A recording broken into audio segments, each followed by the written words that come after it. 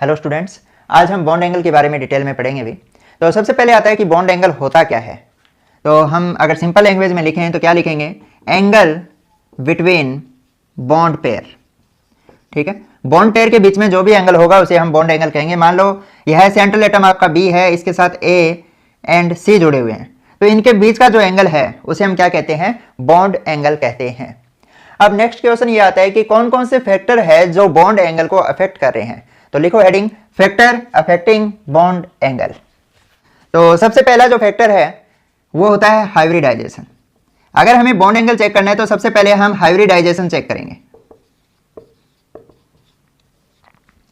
हमेशा याद रखना, जो sp हाइब्रिडाइजेशन होती है उसका बॉन्ड एंगल मैक्सिमम होता है, उसके बाद में sp2 का, उसके बाद में sp3 का, और उसके बाद में क्या लिखेंगे, sp3d2। sp में आपको पता है बॉन्ड एंगल कितना होता है अभी, 180, sp2 में 120, sp3 में 109 डिग्री 28 मिनट, और इसमें 90 डिग्री। ठीक है, बाकी हाइब्रिडाइजेशन का हम शेप के अकॉर्डिंग उसके कर लेंगे। जैसे आपका dsp3 हो तो उसमें क्या होता है, जो इक्वेटोरियल होता है वो 120 होता है और एक्सियल होता है वो 90 होता है। इसके बाद में पेंटागोनल बाय पिरामिडल है तो उसमें जो इक्वेटोरियल होता है वो 72 होता है और जो एक्सियल एंगल होता है वो क्या होता है, 90 का एंगल होगा। तो सबसे पहले हम हाइब्रिडाइजेशन चेक करेंगे और उसके बेस में हम एंगल बता सकते हैं। ठीक है, एक बात हमेशा ध्यान रखना, अभी परसेंट एस कैरेक्टर जितने ज्यादा होंगे बॉन्ड एंगल उतना ही ज्यादा होगा। यानी हम ये कह सकते हैं क्या, bond angle is directly proportional two percent S character, या फिर हम ये भी कह सकते हैं कि जो बॉन्ड एंगल है वो इनवर्सली प्रोपोर्शनल है परसेंट पी कैरेक्टर के। यानी अगर परसेंट पी कैरेक्टर बढ़ेंगे तो बॉन्ड एंगल घटेगा। ठीक है, तो एग्जांपल लेते हैं। जैसे आपका है beryllium chloride, boron trifluoride, methane. अगर हमें इनका बॉन्ड एंगल कंपेयर करवा ले तो सबसे ज्यादा किसका होगा अभी, इसकी हाइब्रिडाइजेशन क्या है sp, इसकी क्या है sp2, और इसकी क्या है sp3। एंगल आपके सामने लिखे हुए हैं। तो सबसे ज्यादा किसका होगा, sp हाइब्रिडाइजेशन का, फिर sp2 का, और सबसे कम किसका है, sp3 का। इन तीनों में सेकंड फैक्टर है नंबर ऑफ लोन पेयर। ये कब देखेंगे भी, जब हाइब्रिडाइजेशन सेम हो। If hybridisation is same. ठीक है, हाइब्रिडाइजेशन सेम है तो हम लोन पेयर का इफेक्ट देखेंगे। एक बात हमेशा ध्यान रखना भी, जो बॉन्ड एंगल होता है वो नंबर ऑफ लोन पेयर के इनवर्सली प्रोपोर्शनल होगा। यानी लोन पेयर बढ़ते जाएंगे तो बॉन्ड एंगल घटता जाएगा। एग्जांपल लेते हैं, जैसे मान लो CH4 है, इसके बाद में NH3 ले रहा हूं, उसके बाद में ले रहा हूं मैं वाटर। ठीक है, और इन तीनों में हमें पता है हाइब्रिडाइजेशन क्या होती है, sp3 होती है। इनकी शेप बनानी मैंने सिखा रखी है अभी आपको।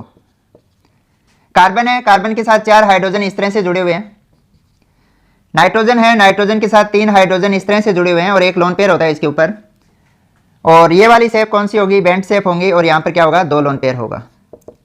ये ट्राइगोनल पिरामिडल है, ये टेट्राहेड्रल है।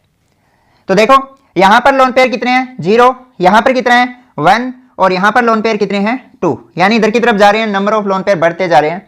हमने क्या कहा था, लोन पेयर बढ़ेंगे तो बॉन्ड एंगल घटेगा। कैसे घटेगा भी, तो यहाँ पर जो एंगल होगा वो 109 डिग्री 28 मिनट होगा।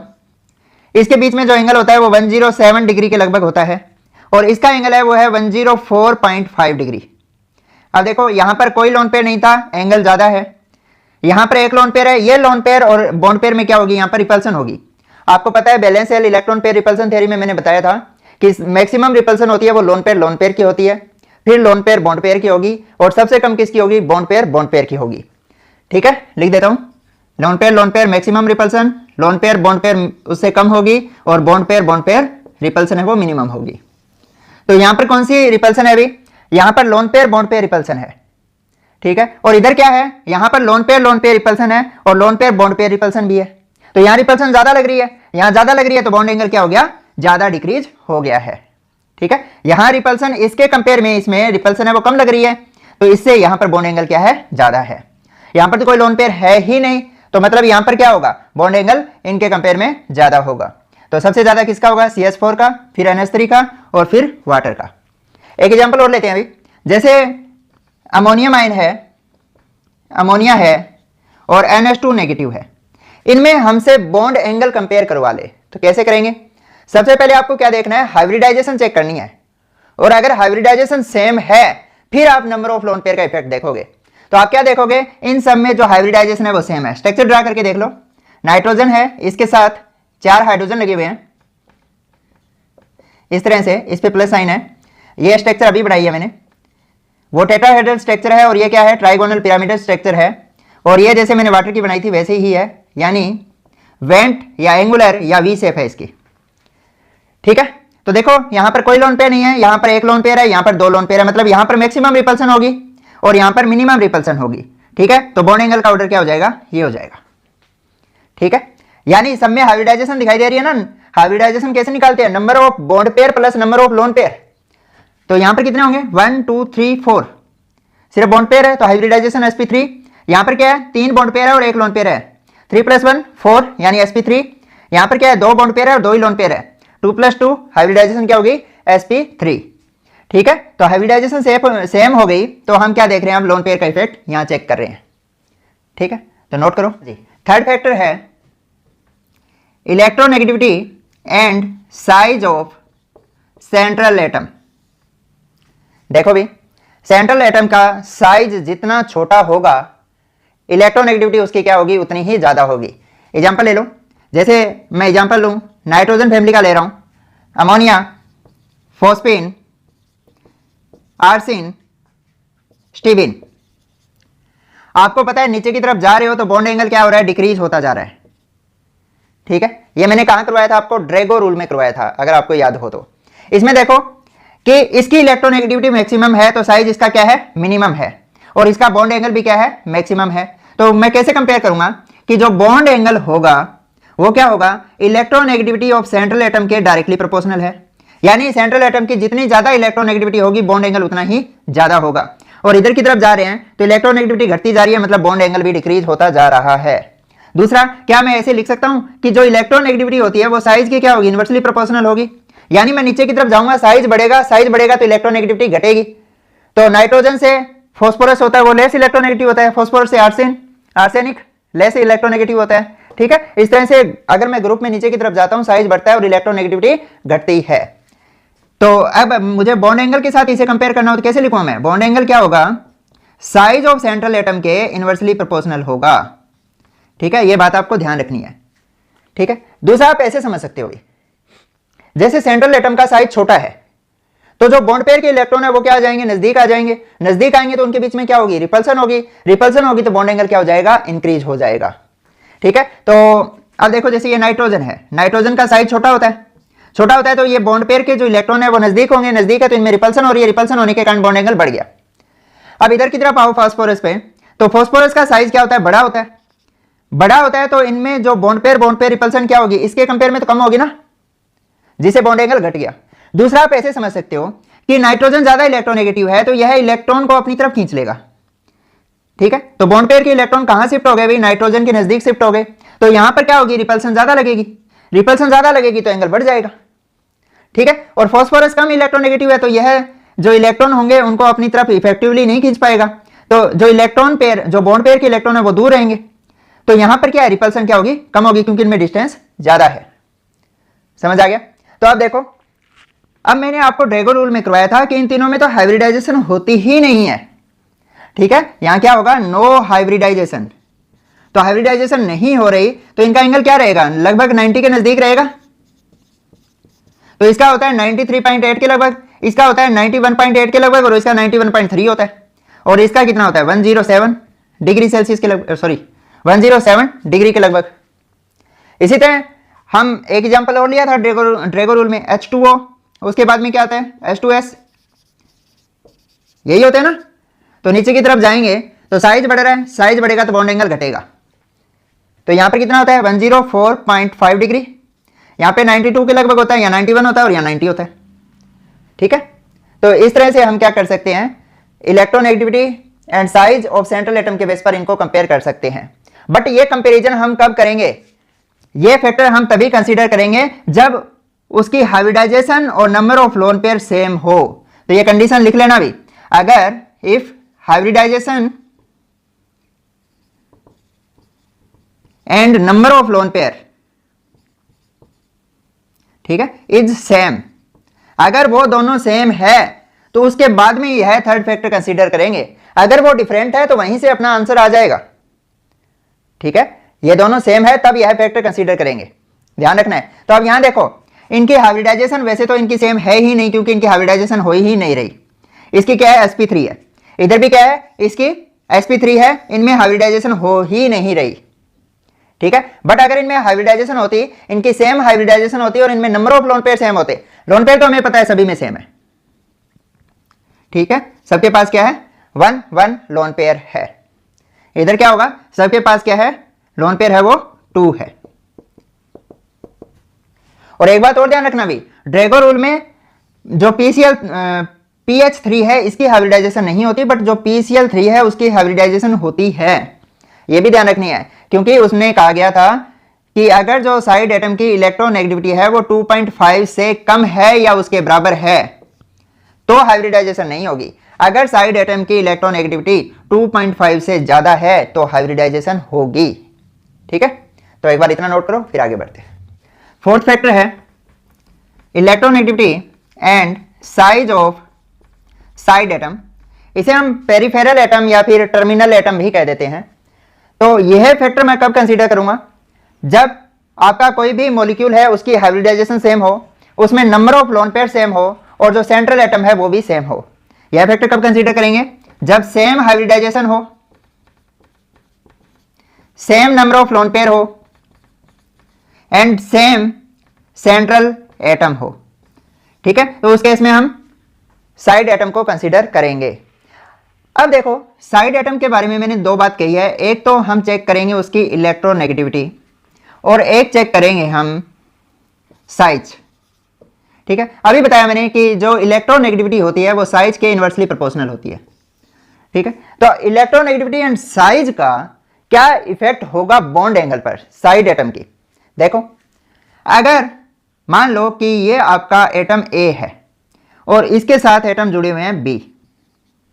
ठीक है, अगर ये B एटम A से ज्यादा इलेक्ट्रोनेगेटिव है, यानी electronegativity of B greater than हो इलेक्ट्रोनेगेटिविटी ऑफ A, तो क्या होगा, ये इलेक्ट्रॉन यानी जो बॉन्ड पेयर के इलेक्ट्रॉन है यह अपनी तरफ खींच लेगा, इधर की तरफ शिफ्ट हो जाएंगे। अब इधर शिफ्ट हो गए तो यहां क्या हो गया, इनमें डिस्टेंस ज्यादा है, डिस्टेंस ज्यादा है तो रिपल्सन कम होगी, रिपल्सन कम होगी तो बॉन्ड एंगल क्या हो जाएगा, जैसे पहले ऐसे था तो कम नजदीक आ जाएगा, यानी बॉन्ड एंगल डिक्रीज हो जाएगा। तो ध्यान रखना, जब भी साइड एटम की इलेक्ट्रोनेगेटिविटी ज्यादा होगी तो बॉन्ड एंगल डिक्रीज होगा। क्या मैं ऐसे लिख सकता हूं, electronegativity of side atom is inversely proportional to bond angle. ठीक है, दूसरा रिवर्स हो जाता क्या, कि मान लो यहां पर ये एग्जांपल ले लेता हूं कि C है और यहां पर D लगे हुए हैं। अब जो electronegativity of D less than हो इलेक्ट्रोनेगेटिविटी ऑफ C, यानी सेंट्रल एटम की इलेक्ट्रोनेगेटिविटी साइड एटम से ज्यादा हो तो क्या होगा। अब इसकी इलेक्ट्रोनेगेटिविटी ज्यादा है तो ये इलेक्ट्रॉन जो बॉन्ड पेयर की इलेक्ट्रॉन है अपनी तरफ खींचेगा। अब यहां क्या है, डिस्टेंस कम है, अगर डिस्टेंस कम है तो रिपल्सन ज्यादा होगी, रिपल्सन होगी तो बॉन्ड एंगल क्या होगा, बढ़ जाएगा।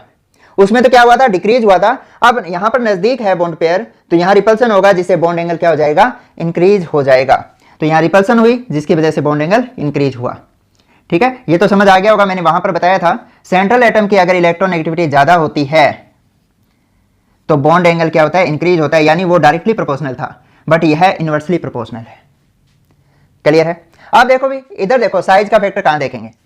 अब अगर साइज बड़ा होगा साइड एटम का, मान लो ये A है और यहां पर B लगे हुए हैं, इनका साइज बड़ा है तो इनमें क्या होगा, स्टेरिक रिपल्सन होगी। ठीक है, दोनों बड़े बड़े साइज के हैं तो एक दूसरे को रिपेल करेंगे। तो हम क्या कहेंगे, अगर साइज बड़ा होगा तो स्टेरिक रिपल्सन होगी यहां पर, और स्टेरिक रिपल्सन होगी तो बॉन्ड एंगल क्या हो जाएगा, इंक्रीज हो जाएगा। यह बात ध्यान रखनी है। जैसे मान लो आपके पास होता हाइड्रोजन, उसके बाद में फ्लोराइड, क्लोराइड और bromide, as a side atom present है, तो साइज हाइड्रोजन का छोटा है तो हाइड्रोजन हाइड्रोजन के बीच में क्या होगी, रिपल्सन कम होगी, तो बॉन्ड एंगल क्या रहेगा, कम रहेगा।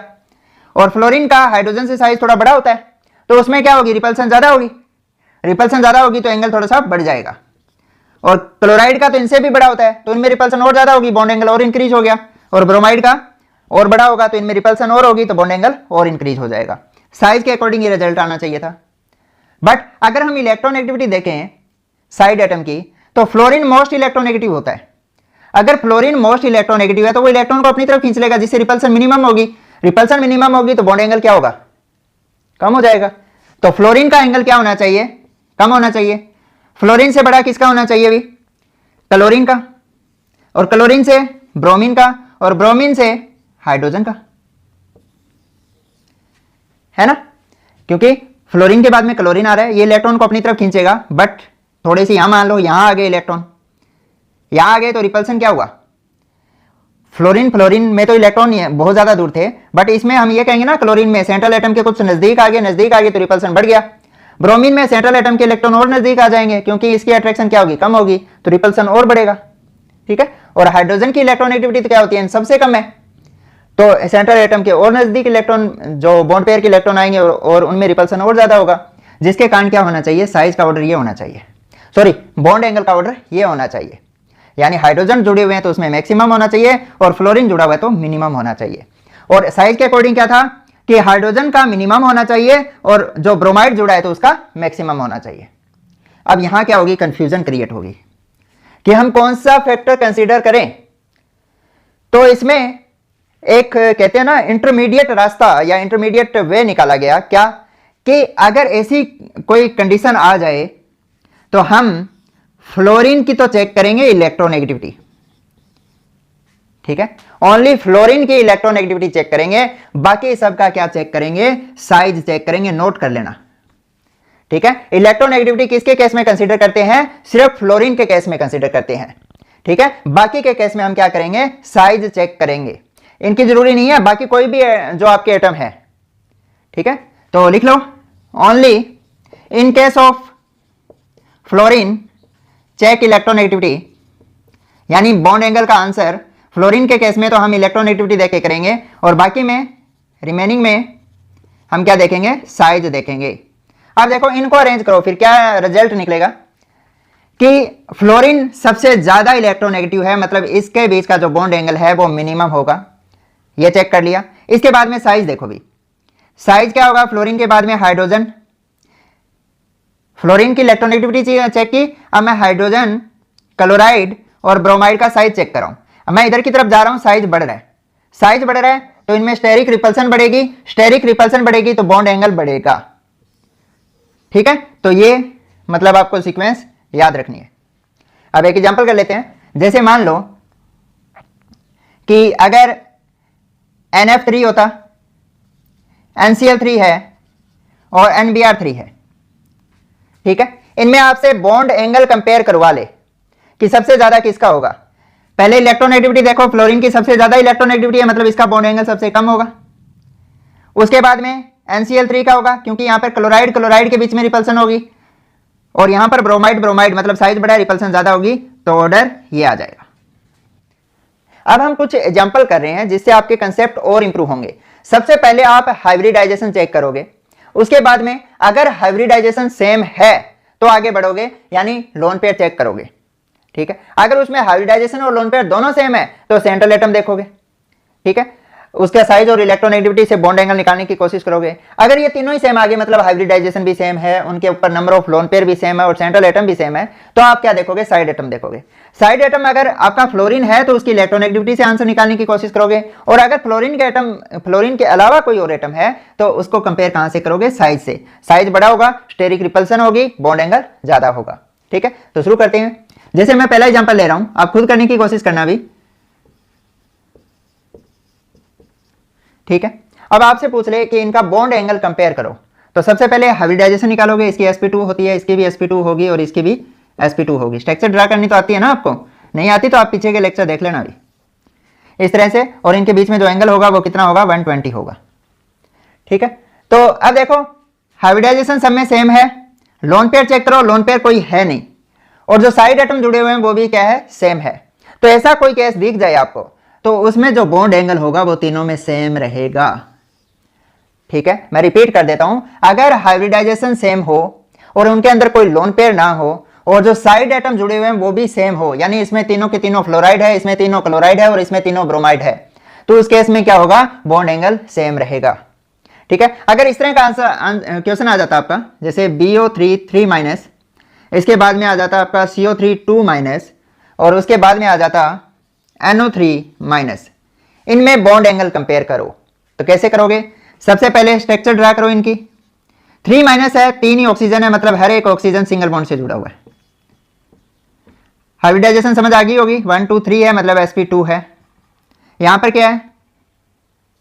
एक डबल बॉन्ड है, 2 सिंगल बॉन्ड से जुड़े हुए हैं, sp2 है। यहां पर क्या है भाई? NO3 है, मतलब एक डबल बॉन्ड से जोड़ दूं, इस तरह से हो जाएगा। एक पे माइनस है, यहां भी माइनस लगा देता हूं, यहां प्लस लगा देता हूं, मतलब यहां पर एक कोऑर्डिनेट बॉन्ड है भाई, तो प्लस माइनस कैंसिल हो गया और एक माइनस का साइन रह गया। देखो इसमें भी हाइब्रिडाइजेशन क्या है? सेम है। लोन पेयर है नहीं इनके ऊपर, तो मतलब बॉन्ड एंगल तीनों का सेम रहेगा। एक एग्जांपल और लेते हैं, जैसे CH4O, CF4O, CCl4O या CBr4O, इसमें बॉन्ड एंगल कंपेयर करवा ले आपसे। तो पहले हाइब्रिडाइजेशन देखो, सबकी sp3 है। उसके बाद में लोन पेयर देखो, किसी पर भी लोन पेयर नहीं है, मतलब इनका जो बॉन्ड एंगल है वो इक्वल होगा।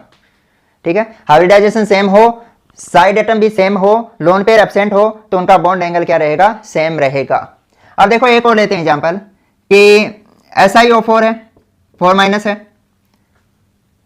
PO4 है, 3 माइनस है, SO4 है, 2 नेगेटिव, एंड ClO4 1 नेगेटिव। ठीक है, इनमें बॉन्ड एंगल कंपेयर करवा ले आपसे। पहले स्ट्रक्चर ड्रा करो भाई। 4 ऑक्सीजन है और 4 माइनस है, तो मतलब कैसे लिखूंगा? Si 1 2 3 4, sp3 hybridisation, double bond O minus. ये स्ट्रक्चर बनानी तो आप सीख गए होगे, मैं ये मान रहा हूं। यहाँ पे 2 यूनिट नेगेटिव चार्ज है, मतलब 2 ऑक्सीजन सिंगल बॉन्ड से जुड़े हुए हैं, 2 डबल से जुड़े हुए हैं, और यहां पर एक है, मतलब टेट्राहेड्रल शेप है सबकी। sp3 हाइब्रिडाइजेशन है, कोई लोन पेयर नहीं है, तो मतलब सबका जो बॉन्ड एंगल होगा वो क्या होगा? इक्वल होगा। ठीक है, तो मोस्ट इंपॉर्टेंट है, अभी क्वेश्चन आ जाता है इनसे, बच्चे गड़बड़ करते हैं इसमें, मतलब साइड एटम सेंट्रल एटम देखने लग जाते हैं, ऐसा कोई जरूरत नहीं है। सबसे पहले देखो हाइब्रिडाइजेशन सेम है, लोन पेयर एब्सेंट है, आंसर लिख दो। हाँ जी, नेक्स्ट एग्जांपल है आपका। अगर आपसे PF5 और PCl5 के बीच में बॉन्ड एंगल कंपेयर करवा ले, पहले क्या करोगे? आप स्ट्रक्चर ड्रा करोगे।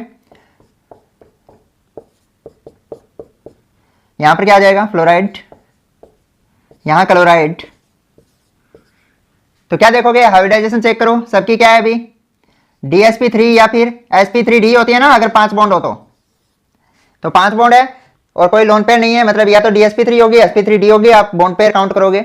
इसके बाद ये चेक करो भाई कि इसमें कोई लोन पेयर है क्या? कोई लोन पेयर नहीं है, तो इनमें क्या होगा? बॉन्ड एंगल सारे के सारे क्या रहेंगे? सॉरी, इक्वल रहेंगे, है ना? तो एक एग्जांपल और करते हैं, जैसे आपसे पूछ ले कि CO2 एंड SO2 दोनों में से बॉन्ड एंगल ज्यादा किसका होगा? तो पहले स्ट्रक्चर ड्रा करो। CO2 की स्ट्रक्चर मैं क्या ऐसे बना सकता हूं, और SO2 की कैसे बनाओगे भी? स्ट्रक्चर देख के ही समझ गए होंगे आप। अब इसमें हाइब्रिडाइजेशन क्या है? 1 2 यानी sp है, और यहां पर क्या है? 1 2 3 यानी यहां पर sp2 है। ठीक है, और आपको पता है sp हाइब्रिडाइजेशन अगर है तो उसका बॉन्ड एंगल sp2 से ज्यादा होगा। नोट करो। अगर इस तरह का कोई क्वेश्चन आ जाए, जैसे NO2 प्लस है, NO3 माइनस है और NO2 माइनस है, ठीक है, आपसे बॉन्ड एंगल कंपेयर करवा ले, तो पहले आप क्या करोगे? स्ट्रक्चर ड्रा करोगे। NO2 प्लस की स्ट्रक्चर कैसे होगी भाई? डबल बॉन्ड O है, डबल बॉन्ड O है, और यहाँ पर प्लस आ गया। नाइट्रोजन के बैलेंस इलेक्ट्रॉन कितने होते हैं? 5 होते हैं ना, तो 1 2 3 4 और एक दे दिया इसमें, तो लीनियर शेप है, मतलब sp हाइब्रिडाइजेशन है। यहाँ देखो N डबल बॉन्ड O, ठीक है, 5 इलेक्ट्रॉन होते हैं नाइट्रोजन के पास, 1 2 3, और यह कोऑर्डिनेट बॉन्ड बनाया है। कोऑर्डिनेट बनाया मतलब इसने दिया है, इसने लिया, प्लस माइनस आ जाएगा, और अगर ऑक्सीजन सिंगल बॉन्ड से जुड़ा हो तो माइनस साइन आ जाता है। ठीक है, तो ओवरऑल क्या आ जाएगा? प्लस माइनस कैंसिल और माइनस साइन आ जाएगा। हाइब्रिडाइजेशन क्या दिख रही है? 1 2 3 यानी sp2। यहाँ देखो भाई, N double bond O, single bond O, और एक क्या आ जाएगा? Lone pair. ठीक है, 5 इलेक्ट्रॉन हो गए, इसके बैलेंस इलेक्ट्रॉन 1 2 3 4 5। इसकी हाइब्रिडाइजेशन देखो भाई क्या होती है? sp2 1 2 3 यानी 2 बॉन्ड पेयर है और 1 लोन पेयर है। तो अब ये तो हमें क्लियर हो गया कि sp हाइब्रिडाइजेशन है, इसका बॉन्ड एंगल मैक्सिमम होगा। अब इन दोनों का कंपेयर करना है भी, इनमें ज्यादा किसका होगा? अब देखो यहां पर कोई लोन पेयर नहीं है, मतलब यहां पर जो एंगल होगा वो 120 का होगा। ठीक है, अब यहां पर क्या होगा, लोन पेयर है, लोन पेयर बॉन्ड पेयर में रिपल्सन होगी तो ये एंगल क्या हो जाएगा, डिक्रीज हो जाएगा। तो ये क्या होगा, लेस देन 120 होगा एंगल। तो ऑर्डर क्या आ जाएगा, सबसे ज्यादा इसका है, फिर ये आएगा और फिर ये आ जाएगा। हमेशा ध्यान रखना, लोन पेयर क्या करता है, बॉन्ड एंगल को डिक्रीज कर रहा है। तो हाइब्रिडाइजेशन सेम थी, हमने क्या देखा, नंबर ऑफ लोन पेयर इन दोनों में, या तो हाइब्रिडाइजेशन ही डिफरेंट आ गई थी। एक और करते हैं ऐसा ही, जैसे आपका जैसे CH3 प्लस है, CH4 है और CH3 माइनस है। ठीक है, सबसे पहले हाइब्रिडाइजेशन चेक करो। कार्बन है, 3 हाइड्रोजन लगे हुए हैं, 1 2 3 प्लस साइन है, 1 इलेक्ट्रॉन दे दिया, 4 इलेक्ट्रॉन होते हैं ना वैलेंस शेल में, sp2। ये तो sp3 होता है, बच्चे बच्चे को पता है। और ये देखो कार्बन है, 1 2 3 हाइड्रोजन है, 1 इलेक्ट्रॉन इसका खुद का बच गया, 4 होते हैं ना वैलेंस शेल में, 1 इसने ले लिया, मतलब 1 लोन पेयर होगा। हाइब्रिडाइजेशन क्या होगी, sp3 होगी। इन दोनों की sp3 है और इसकी sp2 है, तो जाहिर सी बात है इसका एंगल तो सबसे ज्यादा ही होगा, क्योंकि हमें पता है sp का सबसे ज्यादा, उसके बाद में sp2 का, उससे कम क्या होता है sp3 का। जितना ज्यादा परसेंट एस कैरेक्टर उतना ही ज्यादा क्या होगा, बॉन्ड एंगल होगा। अब इन दोनों में कंपेयर करना हो तो सीधी सी बात है, इसमें कोई लोन पेयर है नहीं, इसमें लोन पेयर है। लोन पेयर बॉन्ड एंगल के क्या होता है, इनवर्सली प्रोपोर्शनल होता है, यानी यहां पर इनमें रिपल्सन होगी जिससे बॉन्ड एंगल डिक्रीज हो जाएगा। नोट करो, फिर आगे बढ़ते हैं। नेक्स्ट एग्जांपल है कि SO3 2 नेगेटिव हो, SO4 2 नेगेटिव हो, इसके अलावा SO2 हो और SO3 हो। आपसे बॉन्ड एंगल कंपेयर करवा लें इनका, तो सबसे पहले क्या करोगे, स्ट्रक्चर ड्रा करोगे आप। यहां पर कैसे लिखूं मैं, यहां पर डबल बॉन्ड आ जाएगा आपका, यहां सिंगल बॉन्ड, यहां सिंगल बॉन्ड, इस पे माइनस।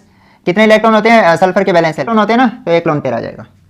इधर देखो सल्फर है, डबल बॉन्ड हो, सिंगल बॉन्ड हो, डबल बॉन्ड हो और यहाँ सिंगल बॉन्ड हो। ठीक है, टेट्राहेड्रल शेप हो गई। SO2 है, SO2 कैसे लिखूंगा मैं, अभी स्ट्रक्चर बनाई थी थोड़ी देर पहले, 1 लोन पेयर आ जाएगा। SO3, ठीक है, हाइब्रिडाइजेशन देखो भी, 1 2 3 4 मतलब sp3, 1 2 3 4 sp3, 1 2 3 sp2, 1 2 3 sp2। समझ रहे हो ना मैं क्या काउंट कर रहा हूं। यहां पर मैंने बॉन्ड पेयर काउंट किए हैं, यहां पर 2 बॉन्ड पेयर 1 लोन पेयर है, 3 है, यहां पर 3 बॉन्ड पेयर है। बॉन्ड पेयर कौन सा, सिग्मा बॉन्ड काउंट कर रहा हूं मैं। ठीक है, पाई बॉन्ड काउंट नहीं करना। यहां पर कितने हो गए, 3 सिग्मा और 1 लोन पेयर, 4 हो गए ना, तो सिग्मा और लोन पेयर काउंट करने हैं आपको। अब देखो हमें पता है sp2 हाइब्रिडाइजेशन है और यहां पर sp3 है, तो एंगल तो sp2 का sp3 से ज्यादा होगा, इन दोनों का इन दोनों से ज्यादा होगा। अब इन दोनों में कंपेयर करो, इन दोनों में क्या है, इसमें सिर्फ बॉन्ड पेयर है, यहां पर लोन पेयर है, तो लोन पेयर की वजह से बॉन्ड एंगल डिक्रीज हो जाता है, तो मतलब इसका ज्यादा होगा। अब इधर देखो, इधर इससे इसका ज्यादा है, बट यहां देखो सारे दोनों sp3 है, बट यहां पर सिर्फ बॉन्ड पेयर है और यहां पर लोन पेयर आ गया, लोन पेयर की वजह से घटता है, तो जाहिर सी बात है इसका ज्यादा होगा। सिंपल है, कर दोगे। इसके बाद में एक एग्जाम्पल और करते हैं। मान लो इस तरह से कोई एग्जाम्पल होता है आपका कि Cl2O है, उसके बाद में है H2O वाटर और एक F2O है। ठीक है, इनका आपसे एंगल कंपेयर करवा लेता, अभी सबसे ज्यादा किसका होगा और सबसे कम किसका होगा। तो मैंने कहा था फ्लोरीन के केस में इलेक्ट्रोनेगेटिविटी चेक करेंगे। ठीक है, तो इसका कम हो गया, उसके बाद में साइज कंसीडर करेंगे, ये वाला ऑर्डर आ जाएगा, और यहाँ ये और होता Br2O, तो ये वाला ऑर्डर, और यहाँ होता I2O, तो इस तरह से ऑर्डर आ जाता। ठीक है, यहां पर हमने क्या देखा है, साइज देखा है, और यहां पर क्या देखी है, इलेक्ट्रोनेगेटिविटी देखी है। इलेक्ट्रोनेगेटिविटी मतलब इसका स्ट्रक्चर ऐसे ड्रा करेंगे ना, ये इलेक्ट्रॉन को, जो बॉन्ड पेयर के इलेक्ट्रॉन को अपनी तरफ खींच लेगा, यहां पर डिस्टेंस मैक्सिमम है, रिपल्सन कम होगी, तो बॉन्ड एंगल क्या हो जाएगा, कम हो जाएगा। बट क्लोरीन अगर यहां पर होता, क्लोराइड होता मतलब, तो ये बड़ा साइज था, बड़ा साइज है तो स्टेरिक रिपल्सन होती, जिससे बॉन्ड एंगल बढ़ जाता। क्लियर है, नोट करो।